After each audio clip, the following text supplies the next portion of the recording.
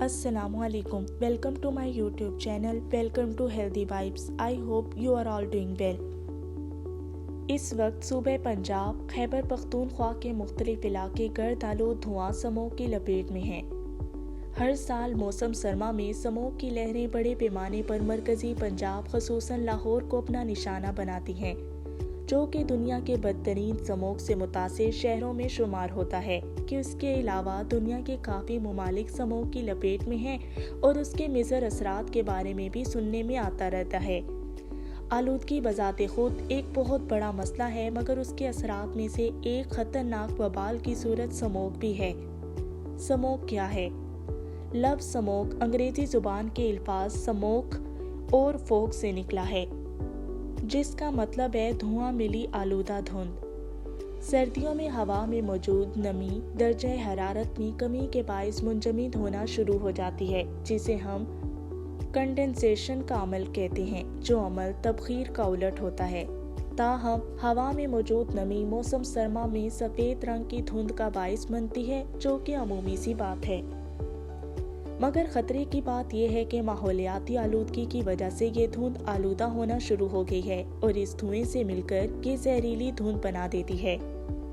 ये एक ऐसी फोग यानी धुंध है जो आलूदगी या पोल्यूशन की वजह से पैदा होती है। इसमें sulphur oxide, nitrogen oxide, CSC gas, सनती धुआं, गाड़ियों का धुआं, मिट्टी के ज़र्रात शामिल हैं। स्मोक के बायस सड़कों पर ज़ीरो विजिबिलिटी हो जाती है, यानी हद निगाह इतनी कम हो जाती है कि गाड़ियों में तसादम हो जाता है, जिसकी वजह से बेशुमार माली और जानी नुकसानात होते रहते हैं। इसके असरात और इससे बचाव की तदाबीर क्या क्या हैं?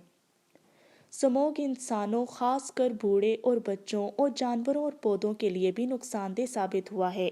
ये आपकी नाक और गले में जलन पैदा कर सकता है। गले में खराश, खांसी, बुखार, आंखों में जलन, खारिश और सोजिश, सर दर्द, सांस के मसाइल, दमा के मर्ज में इजाफे का सबब बन सकता है। स्मोक ना सिर्फ ट्रैफिक के लिए मुश्किलात पैदा कर रही है, बल्कि ये सांस और जिल्द की बीमारियों का भी मौजब बन रही है। बच्चों और बूढ़ों को खसूसन सांस लेने में दुश्वारी होती है। वो दमा, ब्रोंकाइटिस और फेफड़ों के दीगर आर्ज़ों में भी मुब्तला हो सकते हैं। स्मोक दिल के आर्ज़े और यादाश्त की कमज़ोरी के आर्ज़े, अल्जाइमर का भी सबब बन सकती है। माँ के बतन में पलने वाले बच्चे भी इससे महफूज नहीं हैं। उनकी आंखों और जिल्द को बेहद नुकसान पहुँच सकता है। एक रिपोर्ट के मुताबिक कमोबेश मुल्क के 80% लोग आलूदा फ़िज़ा में सांस ले रहे हैं। ताहम हुकूमती सतह पर स्मोक के खात्मे के लिए इक़दामात होने चाहिए। जिन इलाकों में दरख्त कम हैं, वहाँ ज़्यादा से ज़्यादा शजरकारी की जाए। स्मोक के ख़िलाफ़ एहतियाती तदाबीर। नंबर 1, बिला ज़रूरत बाहर निकलने से इज्तनाब करें। नंबर 2, बैरूनी सरगर्मियों के दौरान चश्मे और मास्क का इस्तेमाल करें। नंबर 3, सिगरेट नोशी से इज्तनाब करें। नंबर 4, घर के अंदर मौजूदगी के वक्त खिड़कियाँ, दरवाजे और दूसरे हवा के दाखिली रास्तों को बंद रखें। नंबर 5, हर बैरूनी सरगर्मी के बाद आंखें और हाथ धोएं। नंबर 6, कसरत से पानी पिएं। नंबर 7, आहिस्ता गाड़ी चलाएं और धुंध लाइट्स का इस्तेमाल करें।